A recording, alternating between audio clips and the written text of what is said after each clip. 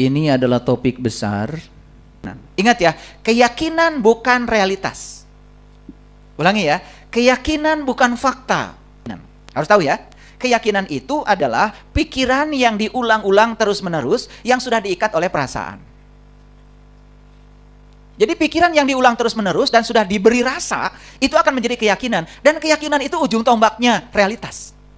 Semua kita waktu datang ke dunia itu, semua hal yang kita butuhkan ada. Bahkan saat itu nyaris tanpa upaya, semuanya ada. Bukankah itu surga?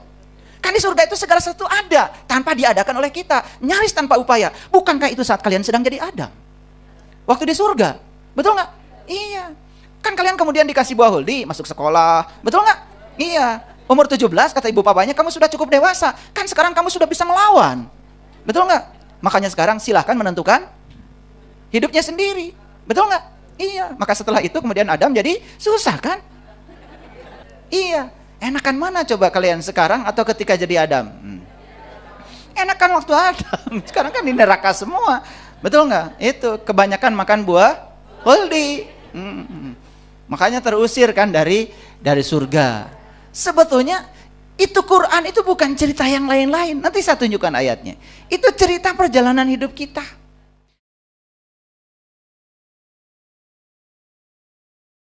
Bismillahirrahmanirrahim.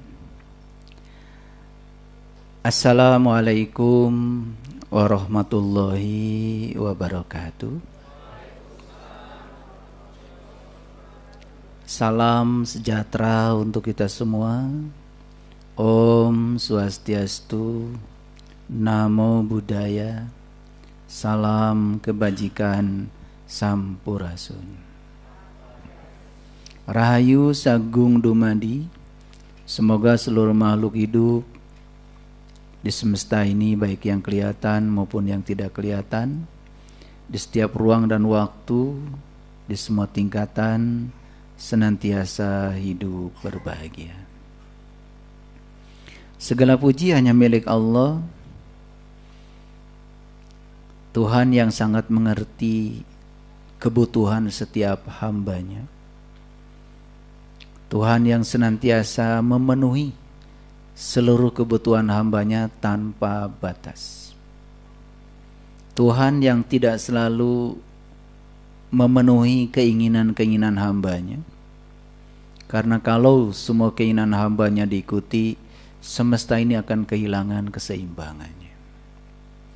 Oleh karena itu, mari kita puji Dia bersama-sama membaca hamdalah. Alhamdulillahirrabbilalamin.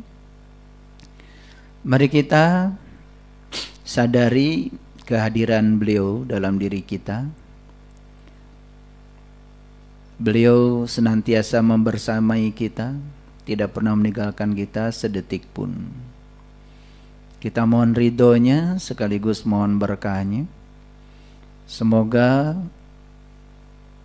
hari ini kita dibukakan pintu kecerdasan untuk bisa menangkap semua pesan-pesan yang akan disampaikan semesta. Oleh karena itu, mari kita awali kajian kita bersama-sama membaca basmalah.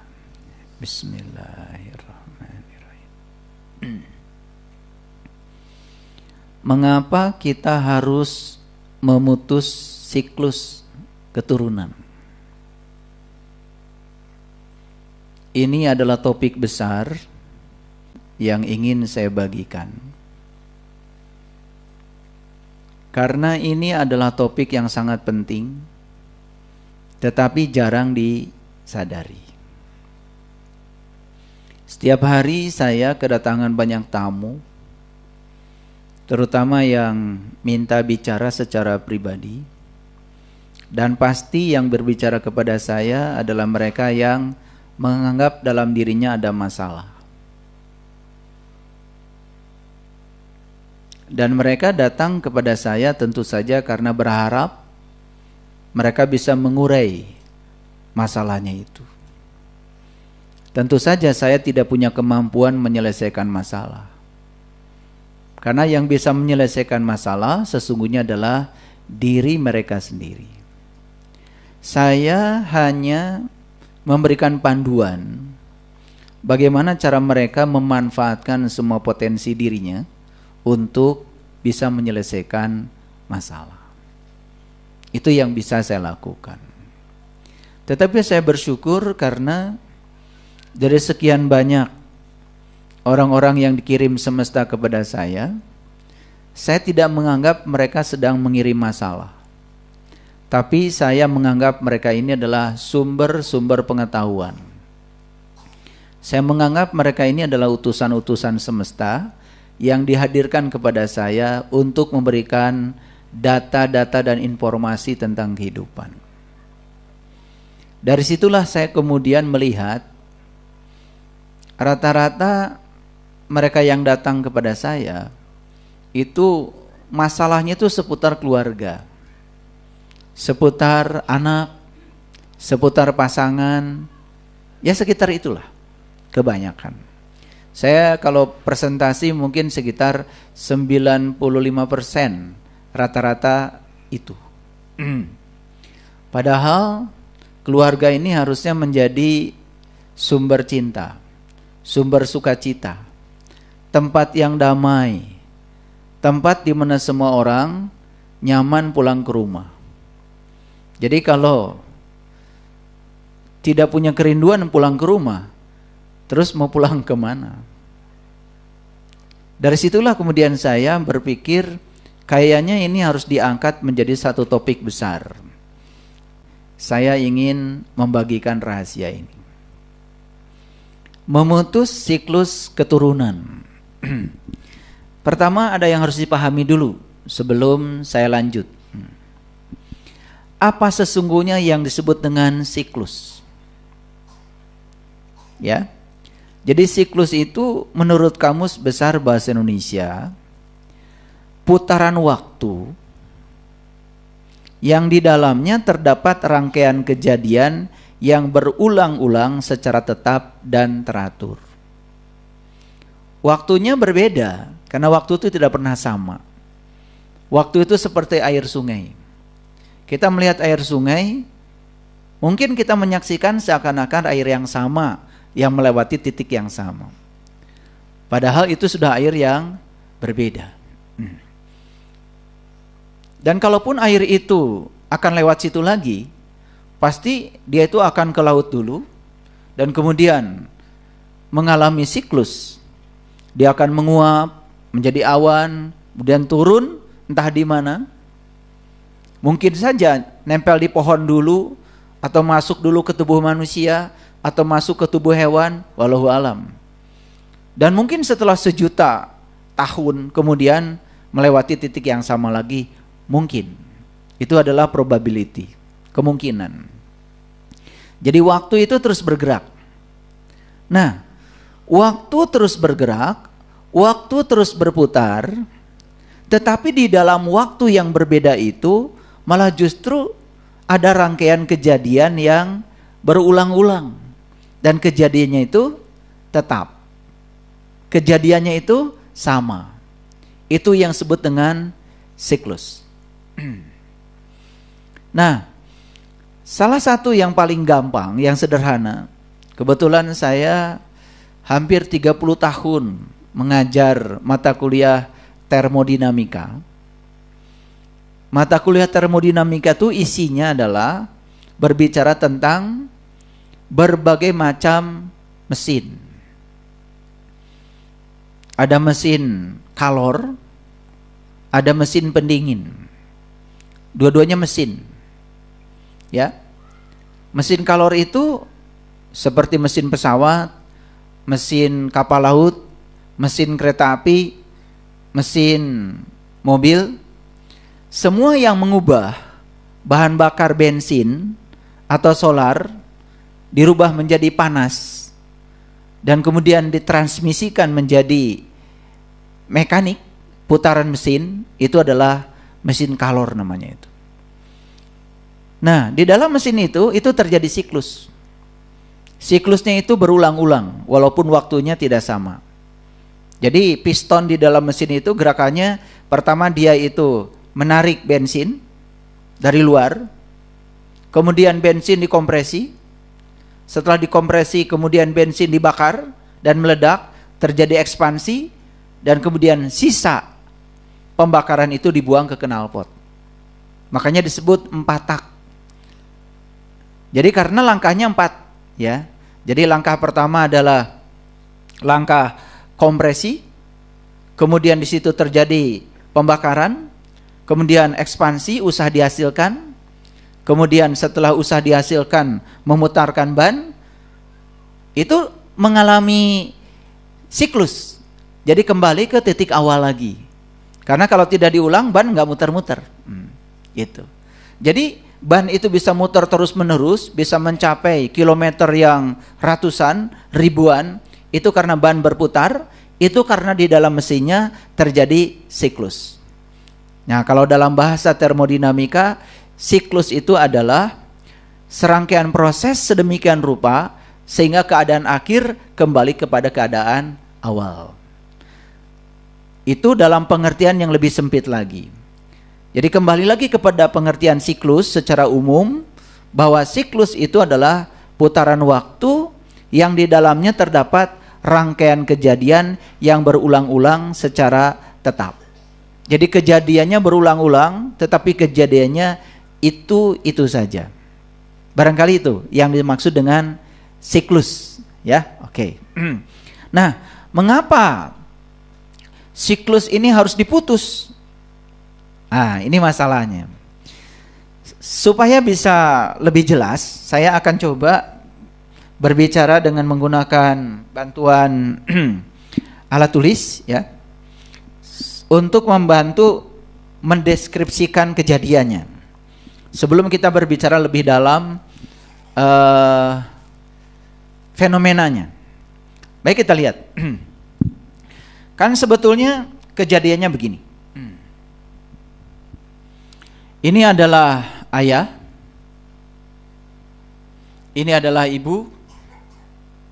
Ya. Ayah dan ibu kemudian bersepakat untuk bersatu. Oke? Nah, tentu saja ayah ini ayah, ini ibu, ya. Ayah juga punya ayah ibu kan? Ya. Jadi ayah juga punya ayah ibu, di atasnya punya. Nggak saya gambar ya, karena nanti capek saya gambar. Karena apa? Ayah ibunya ayah itu kan punya ayah ibu lagi. Nanti kalau saya gambar terus sampai ke atas, ini 2 jam kayaknya muter aja, hanya menggambar ayah ibu.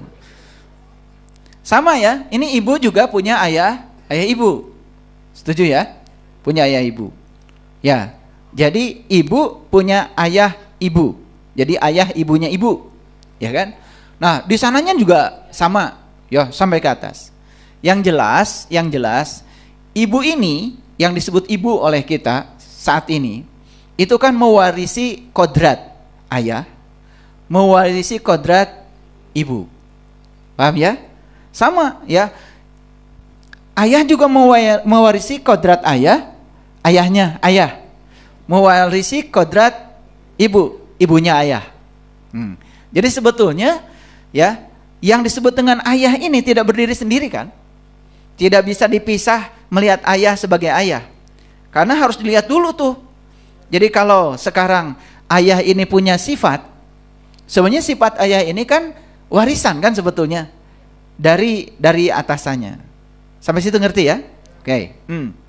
Nah, mending kalau warisan itu harta gitu ya, yang banyak dan halal gitu. Ini warisannya itu adalah cara berpikir yang salah, ya, cara berkeyakinan yang salah, itu kan, itu terwariskan. Tetapi umumnya orang tua jarang mau mengakui, gitu. Jadi hampir semua orang yang datang ke rumah saya, ya, berdialog dengan saya, yang punya masalah dengan anaknya, selalu menganggap anaknya itu salah. Lalu orang tuanya mengatakan, kurang apa saya? Nah, makanya jawaban saya sederhana. Ya kurang ibu bapak. Kalau nggak kurang, anaknya nggak kayak gitu. Kan gitu. Ya. Ada yang kurang. Tapi kan selalu orang tua mengatakan, kurang apa saya? Gitu kan. Nah, hanya ingin menunjukkan bahwa dia sudah sempurna mendidik anak. Padahal faktanya, ya, anak yang sekarang ini bermasalah misalnya. Ya, nah itu jarang ya orang tua yang mau mengakui bahwa sebetulnya apa yang terjadi pada anak itu adalah jangan-jangan bagian dari diri saya. Oke, itu ya. Makanya disinilah pentingnya kita harus memutus. Nah, bagaimana cara memutusnya? Itu yang akan saya berikan ilmunya hari ini. Karena kalau tidak diputus, sayang kan ini terus menerus ya. Ada kejadian yang berulang-ulang, misalnya mohon maaf, kemiskinan. Itu kemiskinan itu bisa terus menerus loh, itu ya. Jadi nenek kakeknya miskin, kemudian ayah ibunya miskin, anaknya juga miskin. Karena menurut ilmu, menurut penelitian, kemiskinan itu bukan karena orang tidak bekerja. Kemiskinan itu berasal dari perasaan miskin. Nah, perasaan miskin itu kan terwariskan. Terwariskan perasaan miskin itu. Contoh perasaan miskin itu begini ya. Misalnya nenek kakeknya pernah ngajak ke toko sepatu. Nah, nenek kakeknya ya menunjukkan sepatu. Lalu ya, anak dari nenek kakek itu melihat sepatu. Dan saat itu nenek kakeknya mengatakan, "Itu sepatu mahal." Misalkan begitu. Kan itu bisa masuk menjadi satu perasaan. Ada perasaan dalam diri dari anak dari nenek kakek ini tidak akan mungkin bisa beli sepatu itu. Nah, itu masuk menjadi program. Nah, ketika anak ini nanti punya anak lagi, dia kecenderungan akan melakukan yang sama. Dan akan mengatakan, wah sepatu itu mahal. Padahal begitu bilang sepatu itu mahal, sudah terbukti bahwa orang ini tidak akan pernah menggunakan sepatu itu. Beda dengan kakek neneknya yang mengatakan sepatu itu bagus dan kamu bisa membelinya nanti. Sama ya, ketika dia akan punya anak, dia juga akan mengatakan yang sama karena pernah punya pengalaman memberi sepatu bagus. Betul nggak? Wah, saya juga dulu beli sepatu itu, ya. Bagus, enak sepatunya. Kalau dipakai nyaman. Jangan berpikir mahal ya. Ya, berpikir kebeli aja. Nah, udah mulai mengajarkan. Nah, berarti dia sudah memutus mata rantai perasaan miskin. Nah, bayangkan ya, yang kita wariskan itu bukan hanya perasaan itu. Termasuk apa? Termasuk misalnya soal penyakit. Soal penyakit. Ya kan? Apalagi ada sebagian dari yang konsultasi kepada saya menuduh bahwa penyakit yang ada pada diri dia itu sebetulnya adalah penyakit warisan dari leluhurnya. Nggak keterlaluan gitu punya anak kayak gitu. Betul nggak? Dia menuduh sakit yang ada pada dirinya itu bukan akibat dari perilakunya, tapi semata-mata karena faktor genetika, karena ayah dan ibunya itu semuanya mengidap penyakit itu. Bahkan dikukuhkan oleh keyakinan bahwa dulu ya, ibu kamu itu sakitnya diabetes. Kakek nenek juga diabetes. Nah, ibunya kakek nenek diabetes juga. Jadi kalau kamu sekarang diabetes, ya itu memang keturunan gitu. Nah, itu akan jadi keyakinan. Nah, sekarang saya mau kasih tahu apa itu keyakinan. Harus tahu ya. Keyakinan itu adalah pikiran yang diulang-ulang terus-menerus yang sudah diikat oleh perasaan. Jadi pikiran yang diulang terus-menerus dan sudah diberi rasa, itu akan menjadi keyakinan. Dan keyakinan itu ujung tombaknya realitas. Karena apa yang diyakini akan menjadi realitas. Gitu. Jadi realitas yang terjadi itu sebetulnya akibat dari keyakinan. Bayangkan dia punya keyakinan soal penyakit adalah keturunan. Satu ya, dia sudah tidak sopan sama leluhurnya dan menganggap leluhurnya itu mewariskan penyakit. Yang kedua, dia juga kehilangan tanggung jawab seakan-akan sakit yang melanda dirinya itu betul-betul akibat dari keturunan. Ingat ya, keyakinan bukan realitas. Ulangi ya, keyakinan bukan fakta. Ya, keyakinan itu bukan fakta, tetapi ketika keyakinan diberi ruang untuk beroperasi, lalu dia menjadi menguat, keyakinan akan menciptakan fakta. Tetapi kalau dia masih di level keyakinan belum jadi fakta tuh. Tetapi kalau keyakinan itu dibiarkan terus-menerus, kan lama-kelamaan bisa jadi fakta. Oke, clear sampai sini? Nah, jadi ini ayah, ini ibu. Setuju ya? Oke. Nah, sekarang ayah dan ibu kan kemudian berpelukan, ya. Kemudian lahirlah di sini, ya. Lahirlah di sini anak, ya. Ini anak. Oke. Ini yang saya maksud adalah kelahiran fisik ya. Belum saya bicara kelahiran spiritual. Ini kelahiran fisik, kelahiran fisik. Ya, kelahiran fisik. Jadi waktu anak ini lahir, secara fisik, jangan lupa, Bapak Ibu jangan lupa ya, saya mengingatkan. Kan anak ini asalnya 2 sel. 1 sel dari ayah, 1 sel dari ibu. Ya toh? Walaupun ya dari sisi genetik menurut teori sel ya, ternyata ya warisan yang ada di kromosom ya di dalam sel itu ya 75% dari ibu dan 25% dari ayah ya. Tetapi kan itu adalah hasil kontribusi bersama toh. Artinya kan bukan 100% dari ayah, 0% dari ibu kan? Jadi tetap ya, itu sains yang menyatakan itu. Saya juga kagum dengan Nabi Muhammad ya. Ketika ditanya siapa yang harus aku hormati? Ibumu, ibumu, ibumu, baru ayahmu. Ternyata perbandingan warisan genetik dari ibu itu 75% menurut teori sel ya, dari ayah 25%. Tapi jangan lalu ayahnya ini mengatakan, pantas anak saya begitu.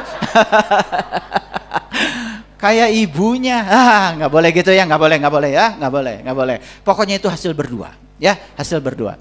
Oke, yang jelas anak ini kan dulu 2 sel, betul nggak? 1 dari ayah, 1 sel dari ibu. Nah, di dalam sel jangan lupa loh. Di dalam sel itu ada yang namanya DNA. Nah, DNA itu tempat di mana semua data memori tentang masa lalu ada. Bahkan menurut sains, di 1 DNA itu ada sekitar 3 miliar data. Awas ya, saya bicara data ya, bukan fakta. Data itu kejadian yang direkam yang sudah terjadi di masa lalu. Apakah itu kemudian akan menjadi fakta? Akan menjadi kenyataan? Belum tentu. Belum tentu. Nah, bayangkan ya, datanya sudah ada, kemudian ada peluang dalam hidup untuk merealisasikan data menjadi fakta. Itu yang berbahaya. Jadi walaupun datanya sudah ada, tetapi ketika kita bisa melakukan treatment dalam hidup, sehingga kita bisa memutus data itu, faktanya bisa berbeda dengan data. Contoh ya, supaya gampang pakai contoh. Kadang-kadang nggak dikasih contoh, statement saya susah dimengerti. Gini ya. Ini kajian siang ya, jam 1. Memang kurang tepat ya.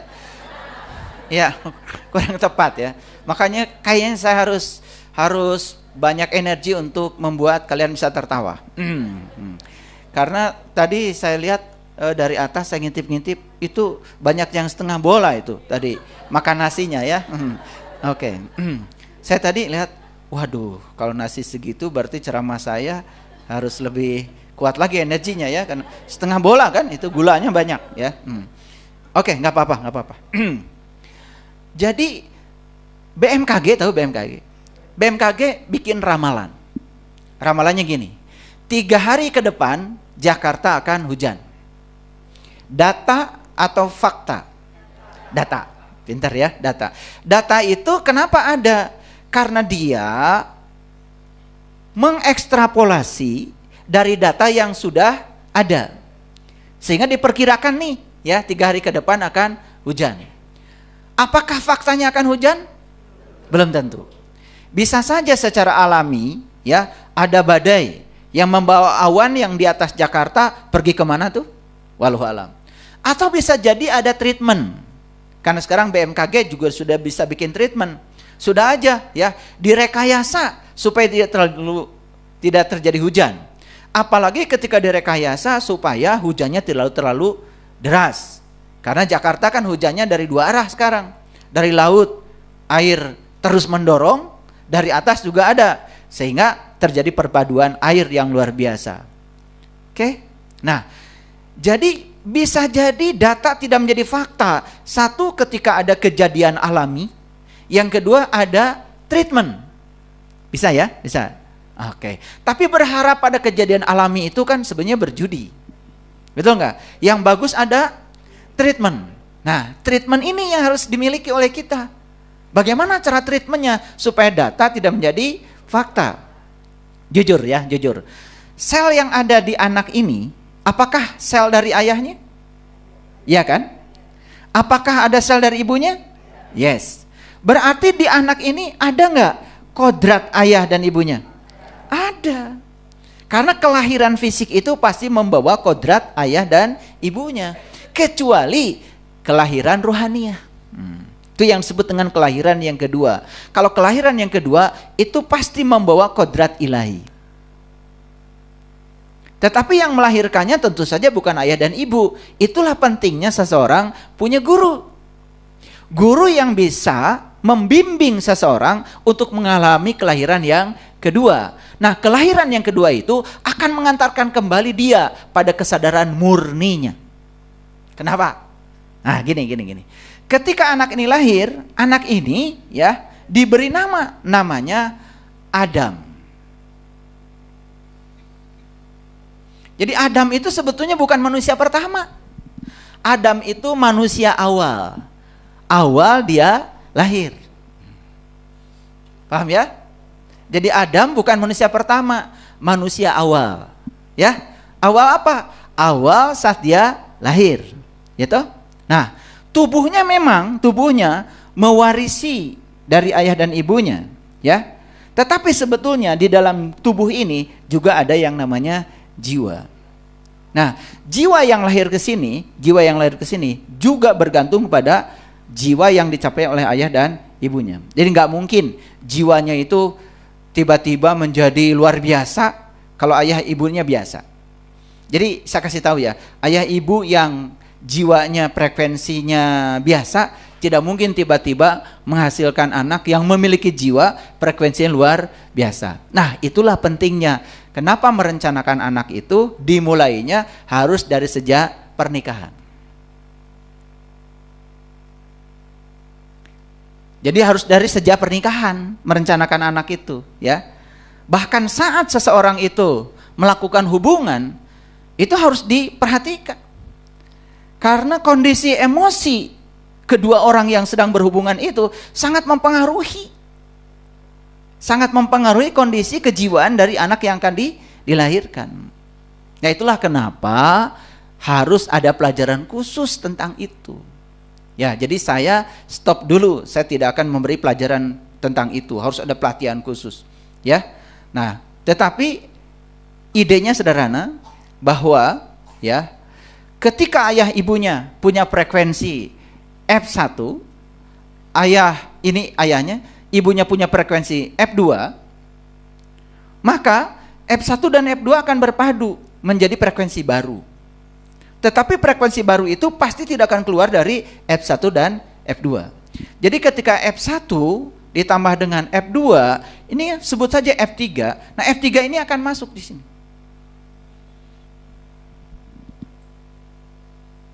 Nah, jadi ketika F1 dan F2, frekuensi ayah, frekuensi berpadu, muncullah F3.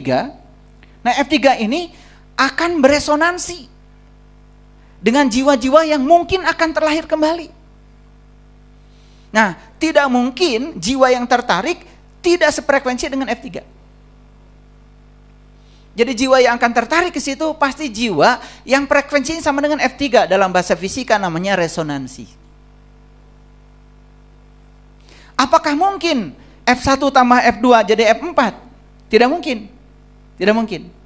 Nah, lalu di sini ada jiwa yang akan meneruskan perjalanan dan dia itu perlu tubuh yang baru karena masih punya 3 hal. 1, karena ada utang yang harus dibayar. 2, masih ada jalan bengkok yang harus diluruskan. Yang ketiga, masih ada tugas yang belum selesai. Dan jiwa itu kan pernah hidup. Kalau dia pernah hidup, berarti dia punya frekuensi. Kalau jiwa yang ini adalah frekuensi F4, gak mungkin F4 beresonansi dengan F3. Yang akan beresonansi dengan ini adalah yang F3. Tetapi banyak yang tidak mengerti. Makanya melakukan hubungan, melakukan saja. Kapan mau, lakukan aja. Bahkan dalam keadaan marah, lalu melakukan itu. Nah, itulah kenapa manusia menjadi banyak yang kecanduan dengan urusan itu. Harusnya urusan itu untuk manusia bukan menimbulkan kecanduan, tetapi meningkatkan kesadaran. Gitu. Jadi kalau orang melakukan itu terus-menerus, tetapi kesadarannya malah jatuh kepada kesadaran, maaf ya, hewani, ya, ingin lagi, dan menjadi sangat kecanduan, ya itu kan sudah jatuh ke alam rendah. Dan yang semacam itu tidak mungkin kan jiwa-jiwa yang bermutu yang kemudian akan hinggap di tubuh yang baru itu. Sampai sini ngerti ya? Pelan-pelan. Nah, jadi Adam itu sebut aja adalah awal manusia saat dia lahir. Dia punya kesadaran? Dia punya kesadaran. Itulah kesadaran. Dan kesadaran setiap manusia yang lahir itu tidak sama. Tapi kesadaran itu, siapapun itu, apapun frekuensinya, sebut saja itu kesadaran awal. Nah, kesadaran awal ini kan jadi bibit. Betul nggak? Menjadi bibit. Nah, sama seperti bibit untuk tumbuhan. Kalau secara genetika, memang bibitnya itu sudah bagus, lalu dipupuk dengan cara yang bagus, yang menyebabkan bibit itu tumbuh dengan bahagia, pasti hasilnya bagus. Tetapi bibit yang bagus ini, ketika dipupuk oleh pupuk yang kurang tepat, cara pemeliharaan yang kurang tepat, pasti juga tidak akan maksimum dong untuk menghasilkan panen yang bagus. Apalagi secara bibit, kesadaran yang muncul di situ bukan kesadaran yang bagus. Kemudian pupuknya, lingkungan tempat dia tumbuh juga tidak terlalu bagus. Apa yang terjadi? Itu akan terus meneruskan dia. Ngerti maksud saya? Nah, pernah nggak Bapak Ibu berpikir seperti ini? Pernah kan sekarang ya? Oke. Pernah ya sekarang, nggak apa-apa. Nah, oke. Ngerti sekarang Adam. Jadi Adam tuh manusia awal. Nah, manusia yang awal ini, Adam ini, kan kemudian dia mulai melihat dunia. Betul? Mulai bisa merespon dunia. Mulai bisa menangkap informasi. Betul nggak? Nah, ketika dia tumbuh, mulai masuk tuh berbagai macam informasi. Informasi yang tumbuh itu lama-kelamaan akan menjadi program dalam dirinya Adam. Dari siapa? Yang terdekat adalah dari ayah dan ibunya. Betul nggak? Nah, program yang masuk di kepala Adam ini, tentu saja program ini tidak jauh. Pasti yang paling dekat adalah program dari ayah dan ibunya. Nah, itulah yang kemudian membentuk pikiran.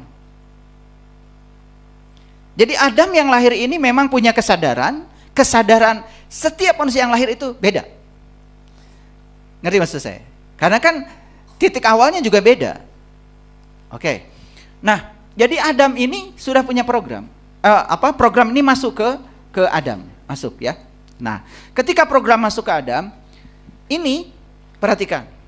Otak Adam yang tadinya hardware yang kosong ini kan lama-kelamaan menjadi terisi oleh aplikasi. Sama seperti HP kita yang kosong kemudian dimasukkan aplikasi. Kualitas dan kinerja HP ini tergantung kepada aplikasi yang diinstalkan kepada HP ini. Paham ya? Nah, jadi kinerja HP ini kan bergantung kepada kinerja aplikasi yang ada di sini. Setuju? Oke.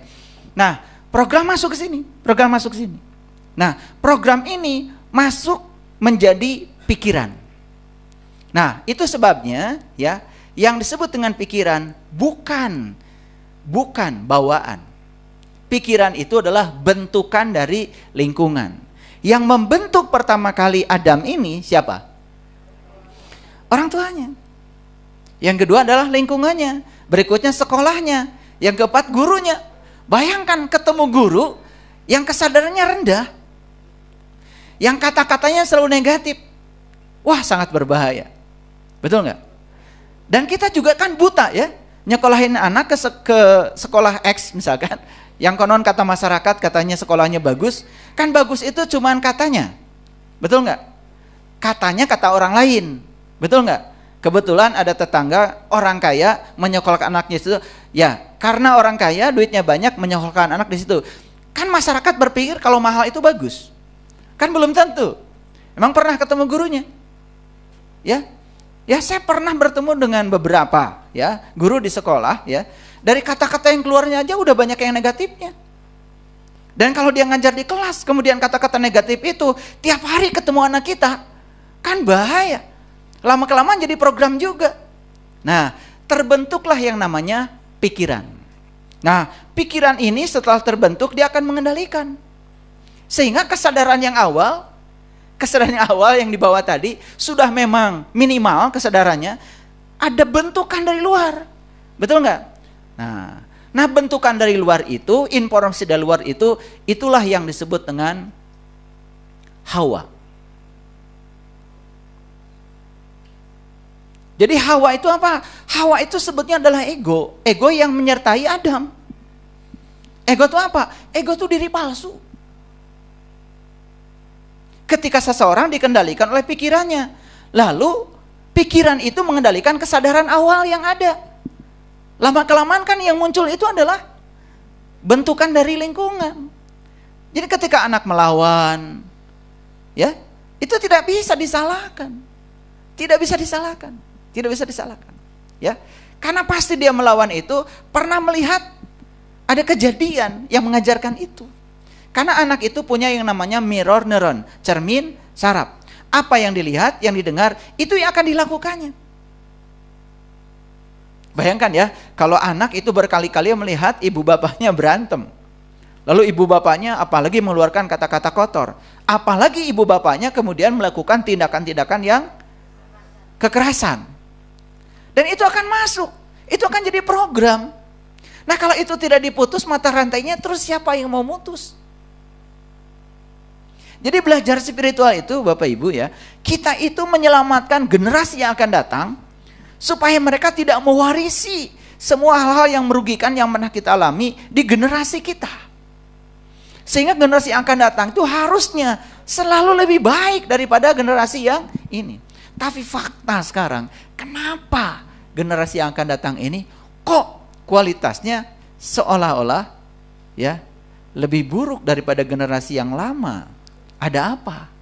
Nah, karena ada akumulasi kan?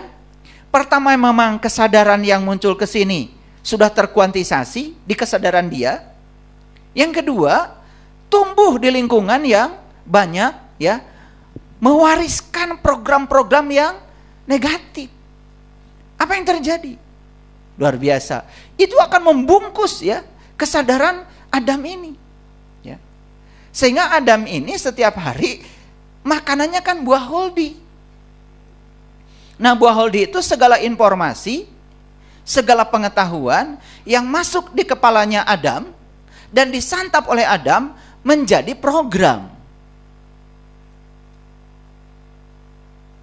Ketika Adam berpikir hidup itu penuh dengan perjuangan, hidup itu susah dan penuh perjuangan, dan itu sudah menjadi program di kepala Adam, bagi dia hidup itu susah dan penuh perjuangan.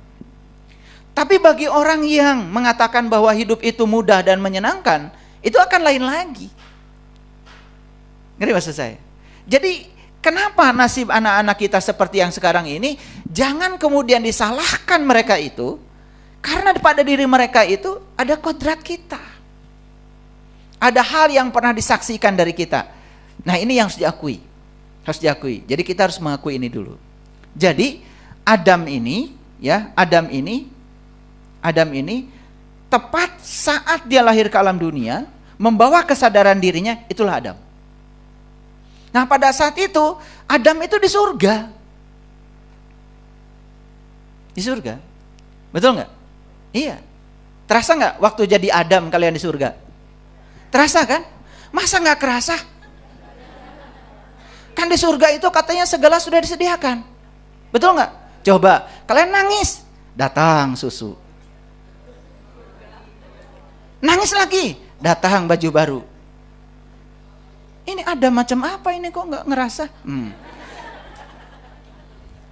Waktu kalian sedang jadi Adam di surga, kalian itu tidak usah kerja apa-apa, tapi apa-apa ada. Masa nggak kerasa?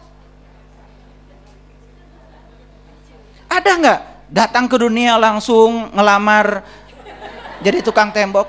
Ada? Nggak ada. Semua kita waktu datang ke dunia itu, semua hal yang kita butuhkan ada. Bahkan saat itu nyaris tanpa upaya, semuanya ada. Bukankah itu surga? Kan di surga itu segala sesuatu ada, tanpa diadakan oleh kita. Nyaris tanpa upaya. Bukankah itu saat kalian sedang jadi Adam? Waktu di surga. Betul nggak? Iya. Kan kalian kemudian dikasih buah huldi, masuk sekolah. Betul nggak? Iya. Umur 17 kata ibu papanya, kamu sudah cukup dewasa. Kan sekarang kamu sudah bisa melawan. Betul nggak? Makanya sekarang silahkan menentukan hidupnya sendiri. Betul nggak? Iya. Maka setelah itu kemudian Adam jadi susah kan? Betul nggak? Cari makan sendiri. Betul nggak? Cari rumah sendiri, cicil mobil sendiri, betul nggak? Iya. Enakan mana coba kalian sekarang atau ketika jadi Adam? Enakan waktu Adam. Sekarang kan di neraka semua, betul nggak? Itu kebanyakan makan buah huldi. Makanya terusir kan dari surga. Sebetulnya itu Quran itu bukan cerita yang lain-lain. Nanti saya tunjukkan ayatnya. Itu cerita perjalanan hidup kita. Cerita perjalanan hidup kita. Paham ya? Nah, makanya kalau ingin kembali ke surga, berarti kalian harus jadi anak kecil lagi. Bukan berarti kalian jadi tidur-tiduran, orang datang, bukan. Hidup nyaris tanpa upaya. Bisa? Bisa. Bisa. Saya baru mikirkan alpukat sudah datang tuh di waktu yang sama, ya. Satu karinjang alpukat warnanya hijau, satu karinjang alpukat warnanya kulitnya hitam. Dari orang yang berbeda. Baru mikirkan alpukat. Kan saya nggak usah nanam alpukat. Surga bukan itu? Nyaris tanpa upaya. Bisa? Bisa. Karena diri kita ini magnet. Nah, itu yang harus dipahami oleh kita. Tapi kalau kita terus-menerus mewariskan kepada anak-anak kita, nah, hidup itu susah dan penuh perjuangan. Nah, cari uang itu susah. Itu. Kamu kalau ke toko, awas jangan cari yang mahal-mahal ya. Ya. Gitu. Mau jalan-jalannya ada syarat, ya. Ayah, ibu mau ngajak jalan-jalan sama kalian. Tapi awas ya, nanti di restoran jangan pesan yang mahal-mahal. Gitu. Masuk nggak kira-kira di kepala Adam? Masuk. Itu jadi buah huldi. Betul nggak?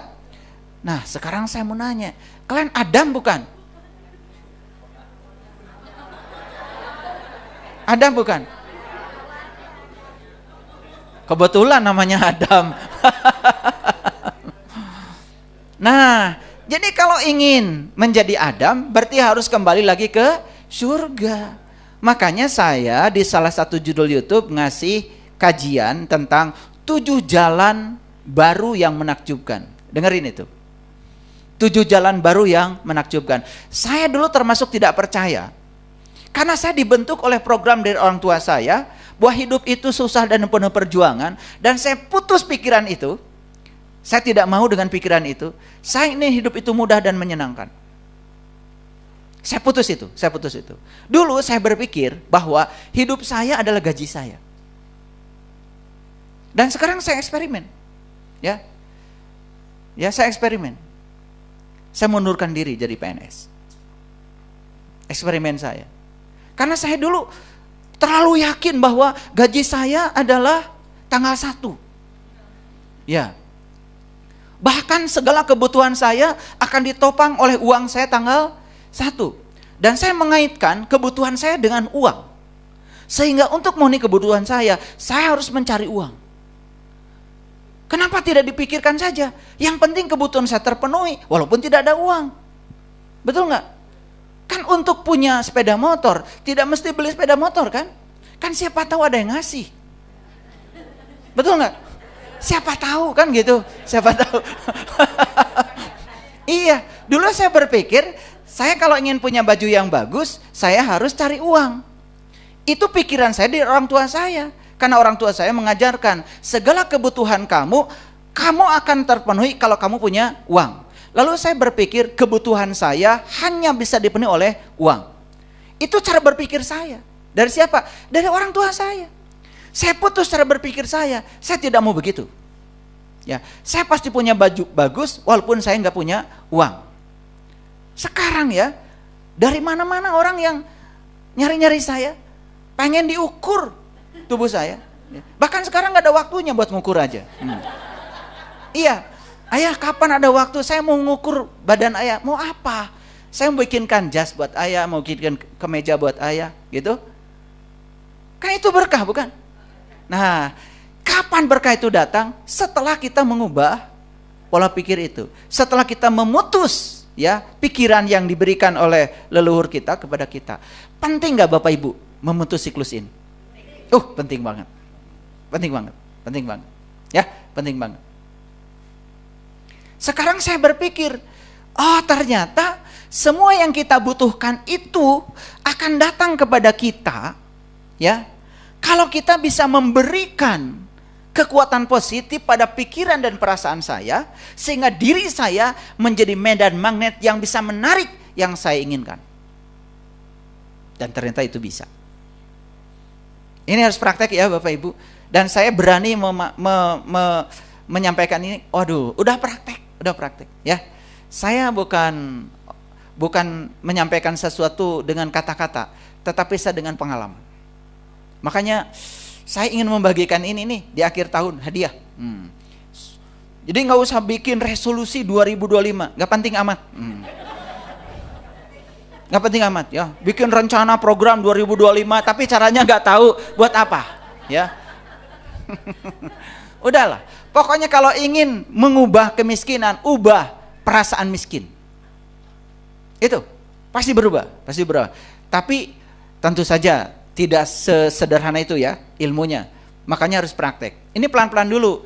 Saya tidak mungkin dalam 2 jam ini membicarakan ini semua ya. Tetapi paling tidak Bapak Ibu bisa menangkap, clue-nya dulu. Inti sarinya tertangkap dulu secara global.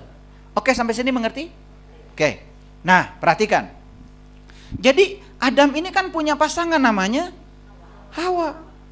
Hawa itu apa? Hawa itu kan sebetulnya ego. Pikiran yang menyertai. Dari mana itu? Karena pertama kali Adam datang ke dunia kan diajarkan nama-nama. Coba ingat gak Adam dulu diajarkan nama-nama? Saya ingat. Sampai kalian itu takut gak diaku sebagai ayah. Ini siapa? Saya ingat gak? Betul gak? Saya ingat gak? Ketika anaknya bilang ya. Iya ayah. Ganteng kan? Gitu. Betul gak? Ini siapa? Mama gitu. Ketika anak itu diajarkan nama-nama, banyak gak nama-nama yang masuk? Bukan sekedar nama-nama, setiap nama diberi makna. Ya? Misalkan masuk kata sayang, masuk kata benci, betul gak? Masuk kata cinta, masuk kata sebel, betul gak? Masuk kata menyenangkan, masuk kata menjijikan, masuk semua kan nama-nama itu. Kan sebetulnya Adam ini berubah setelah tahu nama-nama. Betul gak? Nah, contoh, sederhana kan?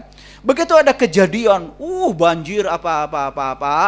Kemudian kan diberi nama tuh. Oleh siapa? Oleh manusia. Namanya musibah namanya.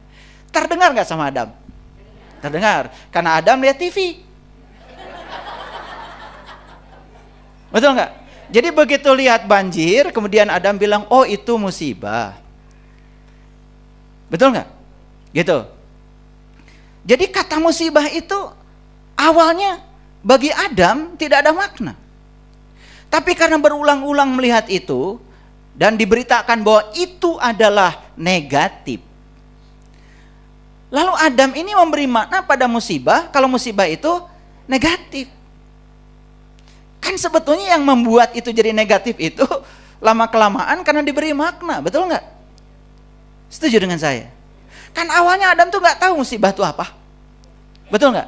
Tapi karena terus-menerus diberi makna, ya Makanya dia menjadi sangat takut dengan yang negatif. Mulai Adam itu membuat perlawanan terhadap segala yang dia tidak ingin. Betul nggak? Iya. Mulai membuat perlawanan. Kan itu kan yang membuat Adam ini nggak jadi Adam lagi. Kan terusir toh dari surga. Karena terus-menerus memberikan perlawanan. Setiap ada yang tidak diinginkan, langsung melawan.